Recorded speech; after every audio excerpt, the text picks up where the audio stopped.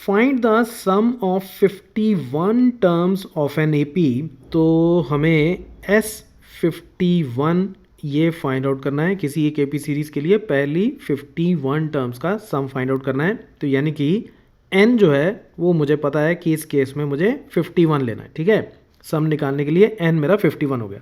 ठीक है, whose second and third terms are 14 and 18 respectively। अब देखो सम निकालने के लिए हमें पता है हमें फर्स्ट टर्म चाहिए होती है, हमें कॉमन डिफरेंस चाहिए होता है और हमें n चाहिए होता है। हमें सिर्फ और सिर्फ n पता है, ना फर्स्ट टर्म पता है ना कॉमन डिफरेंस पता है। तो इसका मतलब ये जो उसने हमें दिया है कि इस AP सीरीज़ की सेकेंड टर्म 14 है और थर्ड टर्म जो है वो है 18। तो इसको यूज़ करके हम A और D फाइंड आउट करेंगे। कैसे? देखो हमें ये गिवन है नाउ, हमें ये गिवन है कि A2 सेकेंड टर्म वो कितनी है, वो है 14 और A3 हमें कितना गिवन है, A3 हमें गिवन है 18। अब देखो इसको सॉल्व करने का ना बड़ा सिंपल सा तरीका है, इसमें बहुत ज़्यादा कॉम्प्लिकेशंस करने की ज़रूरत नहीं है। क्यों? अब इसमें A2 और A3 के फॉर्मूलाज लगाने की भी ज़रूरत नहीं है। क्यों? देखो हमें ये पता है कि फर्स्ट टर्म A1 होती है, सेकंड होती है A2, थर्ड होती है A3 या फर्स्ट टर्म को हम A भी बोलते हैं। ठीक है, A बोलो या A1 बोलो। ठीक है, अब AP सीरीज़ के कॉमन डिफरेंस को निकालने के लिए मैं इसमें से इसको माइनस करूं या इसमें से इसको माइनस करूं तो कॉमन डिफरेंस तो सेम रहेगा।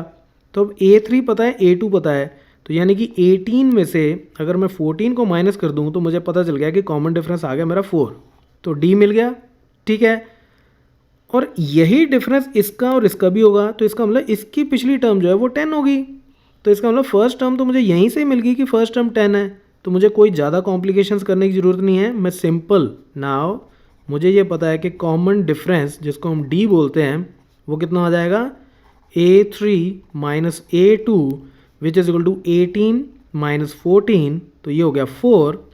दिस इम्प्लाइज, अब हमें ये भी पता है कि A2 माइनस A1 कह लो या A कह लो, ठीक है, वो भी 4 ही होगा क्योंकि कॉमन डिफरेंस तो सबका सेम होना चाहिए। तो A2 कितना है, A2 है हमारे पास 14, तो this implies 14 minus A1 is equal to 4 which implies A1 जिसको हम A भी बोलते हैं इट इज़ इक्वल टू 10। तो फर्स्ट टर्म मिल गई, कॉमन डिफरेंस मिल गया, n मिल गया, तो अब सिंपल मैं S51 को फाइंड आउट कर लूँगा। That's it, right. अब जस्ट इन केस मान लो कि ये चीज़ आपके दिमाग में ना आए कि ये सेकंड टर्म और ये थर्ड टर्म है, ठीक है, तो ये एडजेसेंट टर्म है, सीधा ही मैं इसमें से कॉमन डिफरेंस निकाल सकता हूँ और इसकी जस्ट पिछली टर्म जो है वो मुझे पता है कि वो A1 हो जाएगी या A हो जाएगी। अगर ये ना समझ में आए तो आप क्या करोगे, तो मैं वो भी बताता हूँ। देखो A2 कितना होता है, A2 होता है A plus D, second term A plus D हो गई, ये हो गई 14। थर्ड टर्म क्या हो जाएगी, A प्लस 2D, ठीक है, और ये कितनी हो गई 18। तो ये दो लीनियर इक्वेशंस आ गई। तो आप इन दोनों लीनियर इक्वेशंस को सॉल्व करके वहाँ से A और D की वैल्यू निकाल सकते हो और फिर उसको आप यूज़ कर सकते हो, राइट। तो इस स्पेसिफिक क्वेश्चन को, इस पर्टिकुलर क्वेश्चन को चाहे आप ऐसे सॉल्व कर लो चाहे ऐसे। अब जस्ट इन केस मान लो कि यहाँ पे A3 की जगह आपको A18 दिया होता, ठीक है, तो फिर ये ऐसे सॉल्व नहीं हो सकता था। फिर उस केस में आपको इसको इसी तरीके से सॉल्व करना पड़ता, आपको ऐसे ही दो लीनियर इक्वेशंस बना के फिर सॉल्व करना पड़ता, ठीक है।